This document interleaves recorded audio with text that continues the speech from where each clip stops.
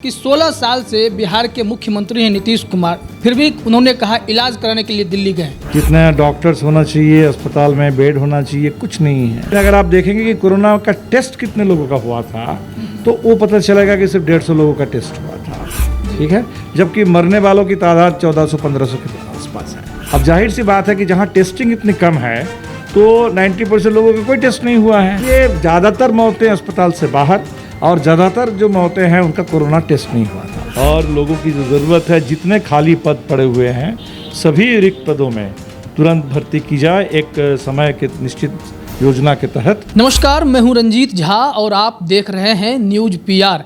हमारे साथ आज चर्चा करने के लिए हमारे साथ मौजूद हैं CPI-ML के महासचिव दीपांकर भट्टाचार्य जी। सर, आपका बहुत बहुत स्वागत है हमारे चैनल में। आज हम इनसे चर्चा करेंगे बिहार ने कोरोना के दौरान जो बदहाल स्वास्थ्य व्यवस्था देखी उसको लेकर सरकार ने कितने कदम उठाए और कितनी नाकाम रही, और इसको लेकर के विपक्ष क्या सोचता है, क्या करने वाला है आगे, इन तमाम मुद्दों पे चर्चा करेंगे। सबसे पहला सवाल सर, हम कोरोना पे बात तो करेंगे ही करेंगे, लेकिन सवाल ये है कि 16 साल से बिहार के मुख्यमंत्री हैं नीतीश कुमार, फिर भी उन्होंने कहा इलाज कराने के लिए दिल्ली गए। क्या कहेंगे? नीतीश जी अब खुद के इलाज के लिए जाएं तब भी तो जहां भी हो उनको कम से कम बेहतर इलाज मिल जाए। और लेकिन बिहार में 16 साल से सुशासन के नाम पर और विकास के नाम पर शासन चला रहे हैं।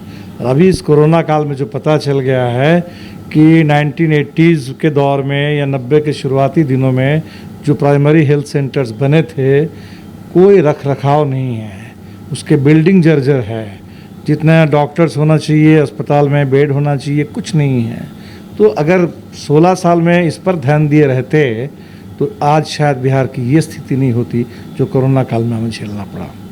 तो उन्हें दिल्ली भी जाना नहीं पड़ता, ये पटना में इलाज हो सकता था। वो तो खैर दिल्ली पटना आप वो कहीं भी जा सकते हैं, दिल्ली में भी उन्हीं की सरकार है और तो हमें लगता है कि सरकारी में रहे तो अच्छा है, प्राइवेट में ना जाना पड़ा। हम इस पर बात करेंगे कि प्राइवेट में ना जाना पड़े और आम लोगों को भी सरकारी मिल जाए सब जगह। और कोरोना पे अगर हम बात करते हैं सर, तो बिहार ने क्या नहीं देखा, खास करके सेकेंड वेव को अगर देखा जाए तो इतनी सारी मौतें, सरकार आंकड़े छुपा रही है। बिल्कुल, अभी हमने सोचा कि इस पर एक तरह से ज़मीनी सर्वेक्षण करके थोड़ा पता लगा लिया जाए। तो मैं आपको बताऊं कि हमारे हर ज़िले में नीचे लोग सर्वे कर रहे हैं। तो भोजपुर का आंकड़ा, कल हम लोग बैठक कर रहे थे तो भोजपुर की रिपोर्ट आई, करीब 50% पंचायत में अप्रैल और मई के महीने में जितनी मौतें हुई बाकायदा उसकी सूची तैयार कर ली गई। और उसमें कोरोना के लक्षण वाले मौतें, बिना कोरोना की लक्षण वाले मौतें, तो हमने देखा है कि उसमें करीब ज़्यादातर 80% 90% मौतें तो कोरोना के लक्षण वाले। लेकिन अगर आप देखेंगे कि कोरोना का टेस्ट कितने लोगों का हुआ था तो वो पता चलेगा कि सिर्फ 150 लोगों का टेस्ट हुआ था, ठीक है, जबकि मरने वालों की तादाद 1400-1500 के आसपास है। तो इसमें सरकारी आंकड़ों का जो आधार है, ये आधार अपने आप में गलत है। सरकारी आंकड़ों का आधार है कि जो कोरोना पॉजिटिव पाए गए और जो मौत अस्पताल में हुई है। अब जाहिर सी बात है कि जहाँ टेस्टिंग इतनी कम है तो 90% लोगों का कोई टेस्ट नहीं हुआ है और लोगों को अस्पताल मिलता ही नहीं है, अस्पताल तक पहुँचते पहुँचते भी मर जा रहे हैं। तो इसलिए ज़्यादातर मौतें अस्पताल से बाहर और ज़्यादातर जो मौतें हैं उनका कोरोना टेस्ट नहीं हुआ था।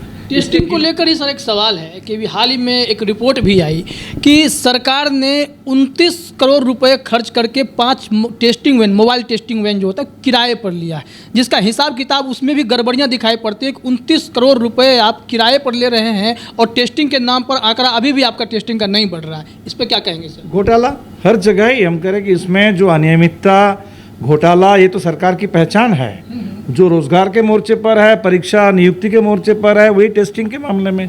और ये सिर्फ बिहार की बात नहीं है, पूरे देश की बात हो गई है। अभी तो कुंभ वाला जो स्कैम निकला कि एक टेलीफोन नंबर पर 50 रजिस्ट्रेशन, एक पता दिया गया, 500 लोगों का वहाँ रहने वाले हैं, एक किट है और 700 सैंपल। तो ये जो टेस्टिंग घोटाला, हर चीज़ में घोटाला। अब टेस्टिंग में घोटाला है, वैक्सीन में घोटाला है, वैक्सीन के नाम पर कहीं पानी डाल दिया गया, ये भी तो पता चल रहा है।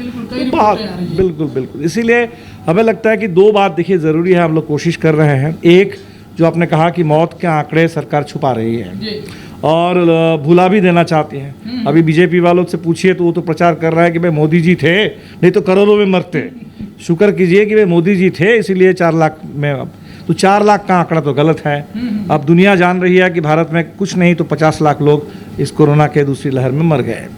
तो मरने वाले लोगों को सरकार हमको भुलाने की कोशिश कर रहे हैं, लेकिन हम याद रखेंगे।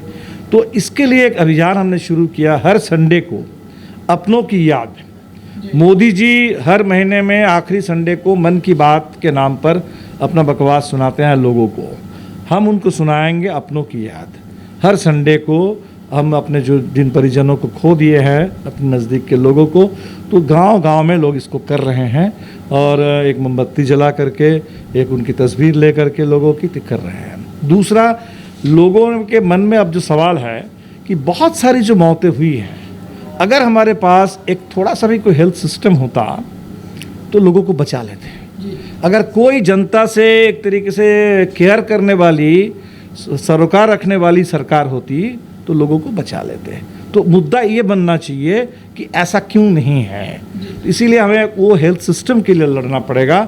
और 1 जुलाई से हम लोग इसीलिए स्वस्थ बिहार हमारा अधिकार एक आंदोलन शुरू करने जा रहे हैं, जहां मौत के आंकड़ों को लेकर के भी हम सरकार को चैलेंज करेंगे। हम हाई कोर्ट के पास भी जाएंगे कि हाई कोर्ट ने सरकार को टोका था। ज़रूरत इस बात की है कि हाई कोर्ट की अपनी निगरानी में पूरे मौत की जांच हो, लोगों को मुआवजा मिले सभी मौत के लिए। दूसरा है कि इस समय जो हेल्थ सिस्टम नीचे बिल्कुल गड़बड़ है उसको ठीक किया जाए। और तीसरा, पूरे देश में जो हेल्थ का विमर्श है, अब सरकारें क्या कहती हैं कि आपको एक बीमा कार्ड दे दिया, आयुष्मान भारत। हमने लोगों से पूछा कि आपके पास कार्ड है और वो कार्ड किसी काम में आया है कोरोना की दूसरी लहर में? ज़्यादातर लोग कह रहे हैं कि कार्ड नहीं है। और कार्ड अगर है तो अस्पताल वालों ने कहा कि ये कार्ड अपने पास रख लो, ये कार्ड कोरोना के लिए एप्लीकेबल नहीं है, ये आपका दूसरी बीमारी में देखेंगे, अभी कहीं से 1 लाख रुपया जमा करो तब आपको अस्पताल में मिलेगा। तो इसलिए वो कार्ड भी एक धोखा है।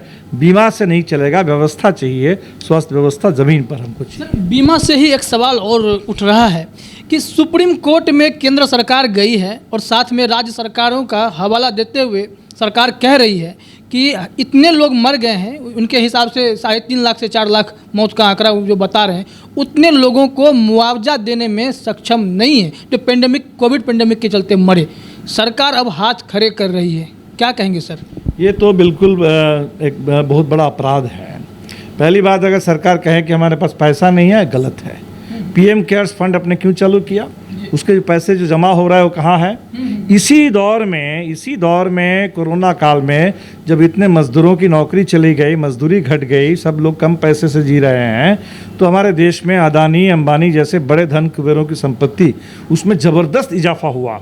थोड़ा सा 1% का 2% का उनके ऊपर टैक्स लगाइए कॉरपोरेट के ऊपर, तो आपके पास पैसे ही पैसे हैं। सवाल ये है कि आपके पास जिम्मेदारी का एहसास होना चाहिए कि जो लोग मरे हैं हमारे अपने देश के, अपने समाज के लोग हैं, और एक परिवार का जो कमाने वाला मर गया और 4 लोगों को 5 लोगों को पीछे छोड़ गया, वो लोग जिंदा कैसे रहेंगे? ये सोच अगर सरकार को नहीं लगे कि हमारी जिम्मेदारी है, तब तो हाथ खड़ा कर देंगे। और हमें लगता है कि सरकार अगर हाथ खड़ा कर दे तो समय ये आ रहा है कि जनता भी सरकार को बता दे कि हमें भी आपकी ज़रूरत नहीं है। अगर आपको हमारे लिए ज़रूरत नहीं है तो हमें भी आपकी ज़रूरत नहीं है अगले चुनाव में। ये दिया गया है कि अगर हम सबको पैसे बांटने लगेंगे तो डिजास्टर रिलीफ फंड के सारे पैसे खत्म हो जाएंगे। ये गलत बोल रहे हैं। पैसे की बात करके तो सत्ता में आए थे कि 15 लाख का सपना दिखा करके, तो हमेशा हर बात पे बोलते थे कि बैंक में ट्रांसफ़र कर देंगे, 5,000 दे देंगे, 10,000 दे देंगे। अभी बंगाल के चुनाव में किसानों को समझा रहे थे हम इतने पैसे दे देंगे। अब हम जो कह रहे हैं कि इस समय आप दे क्या रहे हैं, कह रहे हैं कि हम 5 केजी गेहूं या चावल देंगे, 1 किलो चना देंगे। 1 किलो चना तो नहीं मिल रहा है लोगों को। 5 किलो गेहूं और चावल लेकर के लोग क्या करेंगे? अगर 200 रुपये वहाँ तेल है, इस समय तेल नहीं है, नमक नहीं है, मसाला नहीं है, लोग क्या करेंगे? तो हमें लगता है कि दूसरी बात है कि लोगों के पास अगर बिल्कुल पैसा नहीं है इस समय, तो यही तो वक्त था जिस समय अपना इतनी बात करते थे कि सबका बैंक अकाउंट खोल दिया है, जनधन खाता है, तो हर खाते में यही तो समय था जिस समय कुछ नहीं तो 5,000 रुपये तुरंत डालते हर महीने में। तो ये सारे पैसे कहाँ चले जा रहे हैं? इसी दौर में स्विस बैंक से रिपोर्ट आई, बात थी कि बाहर से पैसा अंदर आएगा। रिपोर्ट ये आई कि पिछले 13-14 साल में सबसे ज़्यादा हिंदुस्तानी पैसा आज स्विस बैंक में जमा है, 20,000 करोड़ से ज़्यादा। तो पैसे तो है, चाहे वो स्विस बैंक में हो, चाहे वो मोदी जी के पीएम केयर्स फंड में हो, इलेक्टोरल बॉन्ड में हो, पैसे है, लेकिन वो सरकार जनता के लिए पैसा नहीं खर्च करना चाहती है। अगर हम बिहार की बात करें तो बिहार सरकार की भी हम जिक्र करते हैं। इन्होंने विधायक निधि के पैसे निकलवा लिए, पंचायती राज विभाग में जो वित्त निगम का पैसा आया था वहाँ 15वें वित्त आयोग वाला वो पैसा निकाल लिया गया कि इस नाम पर कि कोरोना पे खर्च करेंगे। पिछले साल का भी बजट का 10% पैसा कोविड पे खर्च किया गया। अगर इतना कुछ खर्च किया गया सर, तो सेकेंड वेव में इतनी बड़ी बदइंतजामी क्यों दिखी? बिल्कुल बिल्कुल, खर्च अब कर रहे हैं तो उसका हिसाब कहाँ है, वो पैसा गया कहाँ? अभी देख लीजिए, अभी सेकेंड वेव, फर्स्ट वेव में लोगों को इंतज़ार था कि चलो वैक्सीन आ जाएगा, वैक्सीन आने के बाद हमें कुछ राहत मिलेगी। एक तो इस सरकार ने क्या किया कि सब लोगों से कह दिया कि ताली बजाओ, थाली बजाओ, गो कोरोना गो। हाँ, तो ताली थाली से कोरोना जाने वाला नहीं है, तो वैक्सीन की ज़रूरत है। आज कह रहा है कि जनता में वैक्सीन की जागरूकता नहीं है। जनता में अगर वैक्सीन की जागरूकता नहीं है तो सरकार क्या कर रही थी इतने दिनों तक? तो वैक्सीन की जागरूकता पैदा करो, वैक्सीन का इंतज़ाम करो। अभी जिस रफ्तार से नीतीश जी कह रहे हैं बात, उसमें तो 2 साल लग जाएंगे बिहार के लोगों को वैक्सीन मिलने में, और तब तक दूसरी, तीसरी, चौथी, 5वीं लहर आ जाएगी। हम क्या करेंगे? इसलिए वैक्सीन जहां से भी हो जुगाड़ करो, और 3 महीने के अंदर बिहार के सभी लोगों को वैक्सीन देने की गारंटी करो। ये काम है सरकार का। वोट लिए हो किसी ऐसे गप करने के लिए नहीं है, विकास का नारा दे करने के लिए नहीं। इसलिए हमें लगता है कि ये आंदोलन होना चाहिए बिहार में कि सबको वैक्सीन मिले, जल्द से जल्द मिले। मुआवजा मौत का जो आंकड़ा है सरकार उसको छुपाए नहीं। हम तो एक बुकलेट निकाल के सरकार को देने जा रहे हैं कि हमारे पास वाइट पेपर है, आप वाइट पेपर अपना निकालो, और ये मौत का आंकड़ा, मौत का मुआवजा दो, और स्वास्थ्य व्यवस्था को ठीक करो, और वैक्सीन का इंतज़ाम करो, ताकि बिहार में ये तीसरी लहर का डर मत दिखाओ हमें, और दूसरी लहर का जवाब दो। विपक्ष की अगर हम बात करते हैं सर, तो सदन के भीतर भी और सदन के बाहर भी अगर जनता की आवाज़ उठाते हैं, अगर आप सरकार से असहमति जताते हैं तो पिटाई कर दी जाती है। बिल्कुल, ये तो हम लोग तो झेलते रहे हैं, और आज पूरे देश में लोग झेल रहे हैं। हम लोग तो इसी पिटाई खाते खाते ही हमारा आंदोलन खड़ा हुआ है। और आज हम देख रहे हैं कि बिहार में जितने नौजवान जो आंदोलन कर रहे हैं, मिड डे मील की महिलाएं आती हैं, उनको भी नहीं छोड़ते हैं, आशा के कर्मचारी कर्मी, उनको भी, महिलाओं को भी नहीं छोड़ते हैं, जितने आपके सारे टेट स्टेट से लेकर के, दरोगा से लेकर के, सब परीक्षा देने वाले और नौकरी के इंतज़ार करने वाले लोग सब आकर के यही झेलते हैं इस समय। तो लाठी गोली की सरकार बन गई है, तो वो लाठी गोली की सरकार चलने वाली नहीं है। और हमें लगता है कि आने वाले दिन में बिहार में, इस बार तो हम लोग उम्मीद कर रहे थे कि बदलाव आ जाएगा।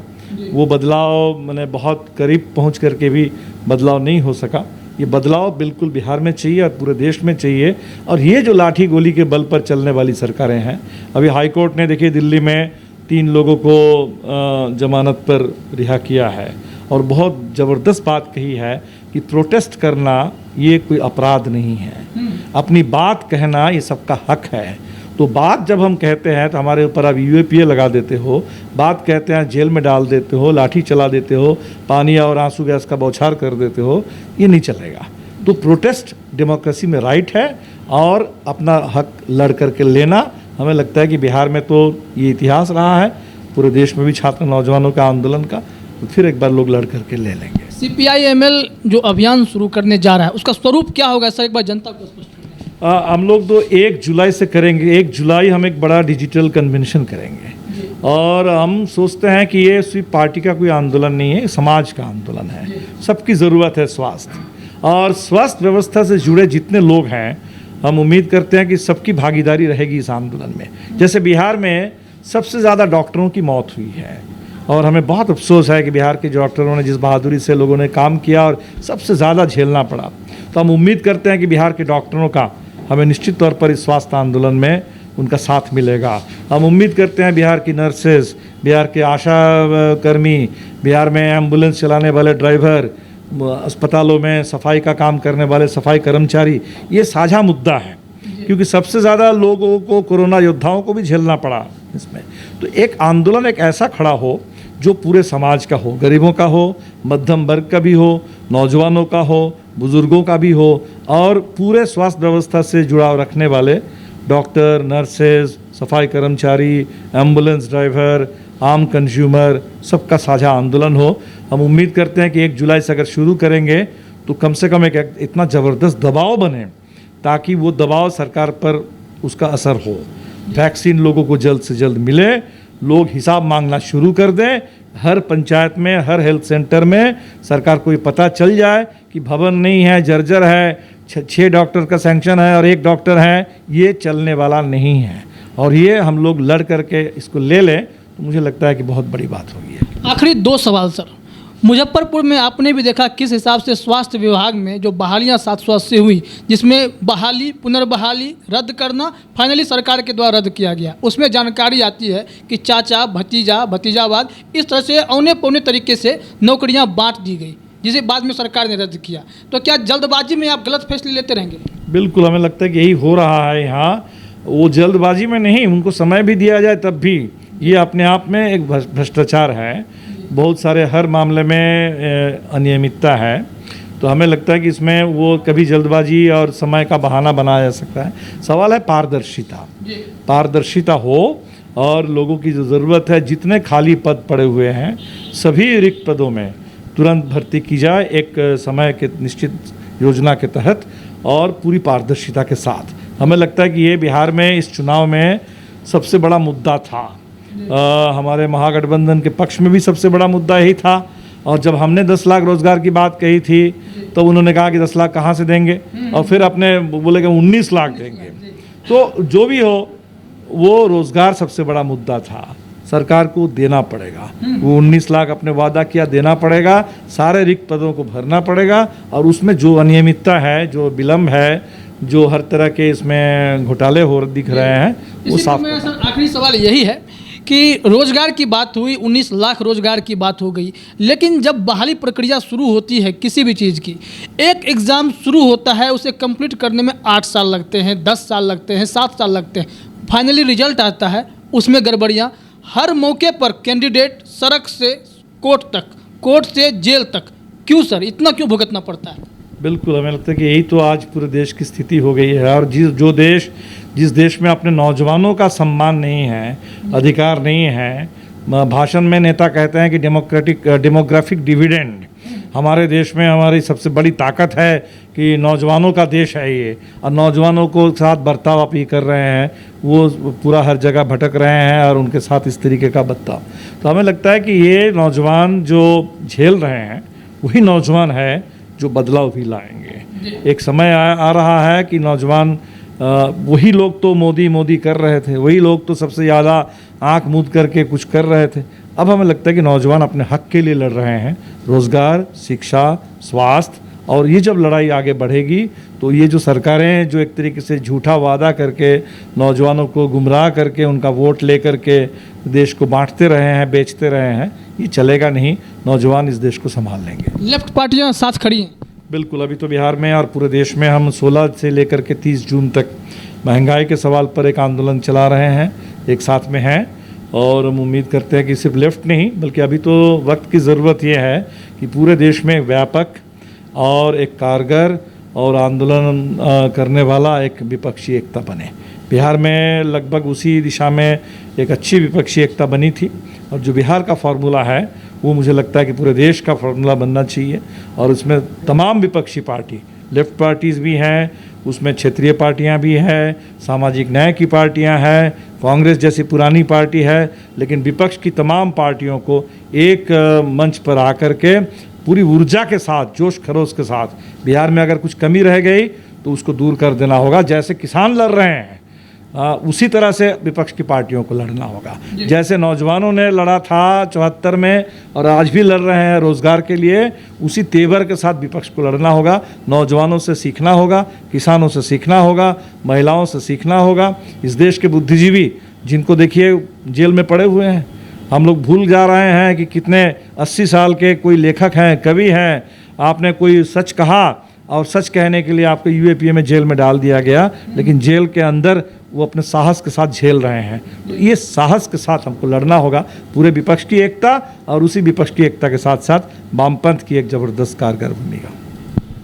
तो हमारे साथ थे CPIML के महासचिव दीपांकर भट्टाचार्य, जिनसे हमने जाना कि 1 जुलाई से वाम दलों का कौन सा अभियान चलने वाला है, खास करके बिहार में बदहाल स्वास्थ्य व्यवस्था के खिलाफ इनकी एक मुहिम चलेगी और सरकार ने जो भी गलत काम किए हैं उनकी सच्चाई ये सामने लाएंगे। इसके साथ ही साथ उन्होंने तमाम अन्य मुद्दों पर भी चर्चा की है, रोजगार को लेकर के, बहालियों को लेकर के और भी अनेक मुद्दों पर हमने इनसे इनके विचार जाने और इनके प्लानिंग को भी जाना। फिर किसी और शख्सियत के साथ हम एक बार फिर रूबरू होंगे आपके साथ। तब तक के लिए आप देखते रहिए न्यूज़ पीआर और आपका बहुत बहुत धन्यवाद। धन्यवाद सर।